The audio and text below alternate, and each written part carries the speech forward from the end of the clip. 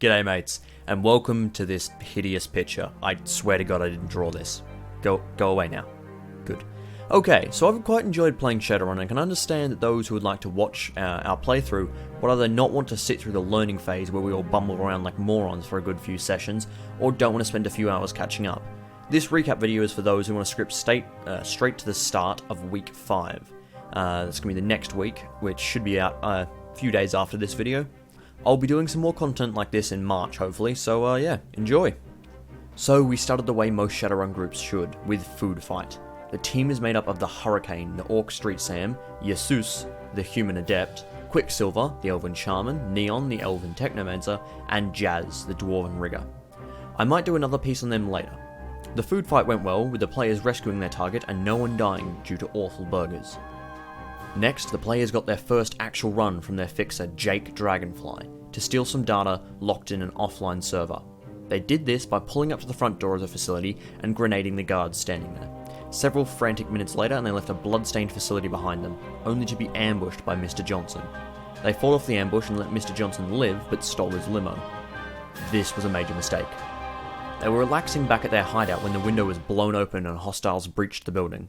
It turns out that leaving the Johnson alive, stealing his very valuable limo, and forgetting to check it for any sort of tracking, tracing, or even just a comlink sitting in the center console was a very bad idea. So they go on the run once more as they fight off the police and flee to Jesus's cottage in Sale. From there, they organize with their fixer to get the limo sold and hunker down. If you haven't already guessed, the game takes place in Australia. That's obviously Sale's to the east of Melbourne. So currently we're sort of centered around Melbourne, and Jesus's cottage was their sort of hideout out of the city limits, the sprawl of Melbourne, in the year 2075. Queensland is then hit by a sudden terrorist attack where a tunnel is collapsed on a major rail and highway, killing hundreds of soldiers, a war hero, and destroying valuable technology.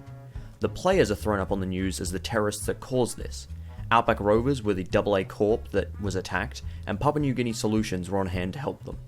It turns out that the original Mr. Johnson they were hired by was a Papua New Guinea Solution executive, and sold them out to the very people they were running against, the Outback Rovers, when they stole his limo. So, now the players were caught in the middle of a massive hunt for their heads by one of the biggest Australian corps, so the fixer sets them up with jobs through a third party, that is to say, one of their players disguised by a dog shaman. They get a job to find and rescue an orc known as Simmons, who stole data from PNG Solutions to sell to the Outback Rovers in exchange for his safety. Once the players rescued him, his information revealed that the attackers were hired by PNG Solutions, and were not actually the players. This leads to a massive invasion of Papua New Guinea by the Outback Rovers to crush the Corp. The players are declared killed on the news as a cover-up, and they go back to being normal criminals. They take a job from their very doe-eyed weed dealer, Alicia Brickfox, who had tried to act like a fixer for some of her up-and-coming ganger friends. She was very paranoid and scared when she asked them, unlike her usual self, and the players agreed to investigate for almost no new yen. Once they arrived at the facility, they breached in rather quietly and got down to the hidden basement, where they found horrific experiments and a monstrosity known as Cog. Cog was a mashup of cyber and drone, and was completely mad. He fought with the players, and after a clash of the titans, the Rigger's Doberman got the killing blow, a touch anticlimactic. They started a fire in the labs and headed back up, and as the elevator doors opened, they were met with a high-threat response team running into the building. We left it there, as the players scrambled to react. So that leads all the way up to week 5, which should be coming out fairly soon, and yeah, I hope you enjoy, I hope you want to watch our videos, otherwise, cool. Just chill bro, you do you, you know? Have a good one.